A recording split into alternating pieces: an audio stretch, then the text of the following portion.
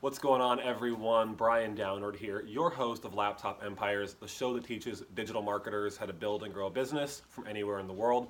We're at episode number 33, and today we're going to be doing something a little bit differently. Now, in a typical episode, I would teach you a couple of things that I know about digital marketing, how to acquire clients, onboarding, and all these different things related to being a freelancer or a consultant. But today I want to share a personal story. And this story is about how I started my second business in college, and we spent close to $20,000 and didn't really earn much of that back. Forced me to learn some difficult lessons, but those lessons gave me a foundation to build my current business on, and I'm extremely grateful for that. So I'm going to go through this story with you. Hopefully you can pick up a few things and learn from my mistakes, and hopefully avoid some of these on your journey as well. So back in 2010, I was a freshman at a local school here in California. I already knew at that time, though, school wasn't really for me. I was majoring in business, knew I wanted to own my own business, but wasn't learning shit about business. Sure, things like accounting and law were interesting, you could say, but I knew that you could hire people for that. I could hire a lawyer, I could hire an accountant.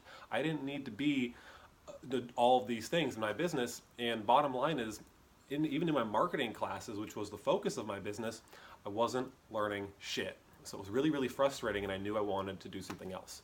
So back in 2010, iPhones had just come out a few years before, and the popularity of apps was catching on because Apple gave developers, their code or their platform that they can go build apps on.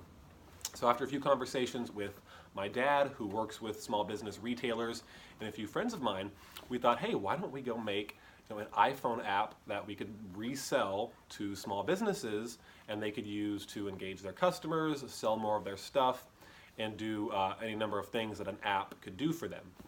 So what we did is we went out and we found a iPhone app developer. We invested $18,000 to have this developed. Some of that was personally saved up myself.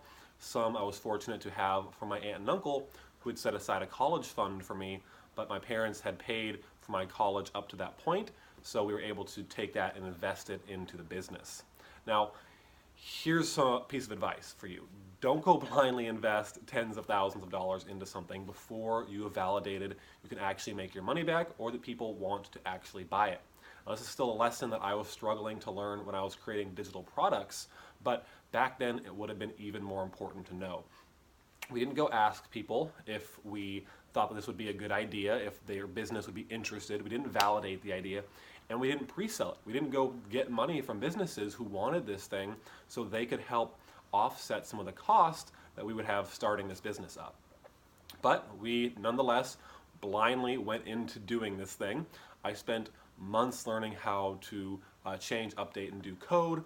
I spent months learning how to do UI, user interface, marketing, all of these things that we thought we needed for our business. So when the app was finally done and we didn't have any clients, we were really frustrated. So within a few months, we were able to go line up, fortunately, our first client. And getting that first check was intoxicating.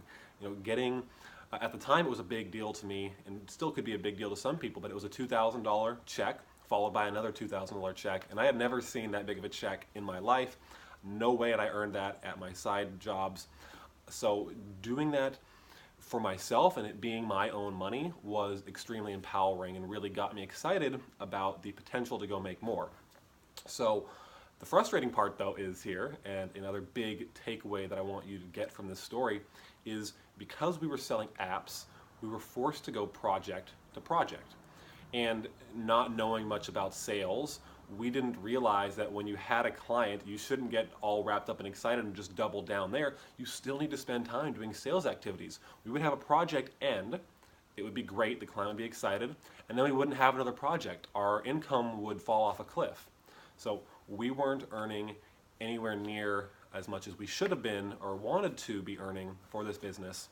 I ended up having to take a part-time job delivering pizzas and being a tour guide just so I could earn some extra cash. And it took us almost 12 months just to make back the money that we had invested. So $18,000 in the hole, 12 months later, we were finally at zero.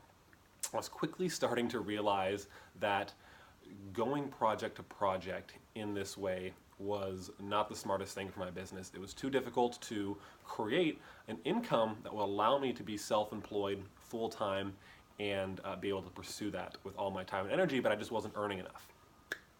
So we were in the middle of a pitch for another app. It was with a company that I was referred to, and I was getting a lot of pushback, which isn't an unnormal thing back then. I always got a lot of pushback. People just weren't sure how they could make money using this app or how it would be valuable for their business.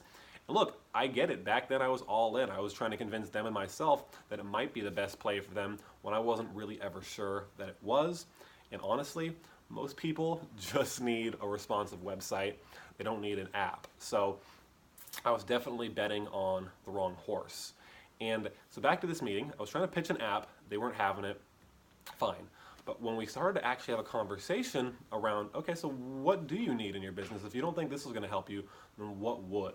And that conversation opened up the door to, well, we need A, B, and C, and our website guy sucks, and this, and that. So I shifted away from trying to sell them the thing that I thought they needed to actually just listening and being able to sell them what they wanted. So here's a lesson that I learned. When you go out and you sell someone something you think they want or need, so if you go have Facebook ads, for example, and you go to somebody like, this is what you need, you're on the line to prove to them that it generates an ROI and is still worth their investment. But you could go to someone and ask them what they want. They might be willing to spend $100,000 on some direct mail campaign that they're going to send in the mail. And you might think to yourself, that's crazy, that's stupid, it's not going to work, and might be your job down the road to someday guide them to a better alternative. But if you can just listen to what people want, you'll find these opportunities and where you can help their business and create clients from that. So that's the lesson. Don't go sell people what you think they need. Sell people what they want. And then when you get them as a client, you can help push them towards better alternatives if you don't feel like what they're doing right out of the gate is the best option. So what we did, listen to their needs. They told us it was these certain things, so we were able to, from that list, tell them, hey, this is what I think we can help you with. And then we came to an agreement that they would pay us on a monthly retainer. So that means every single month we would get a check, and that check was for $1,200, and it was split between me and this other guy that I was working with this project on. But over time, we were able to turn that $1,200 per month retainer into a $4,000 per month retainer. And that was probably within about a year doing that, and we had stacked on another couple of clients during that time. But the point is this. The second that I realized I could sell my services, professional marketing services, on a retainer where I'm going to get paid every single month, the ups and downs in my business totally went away.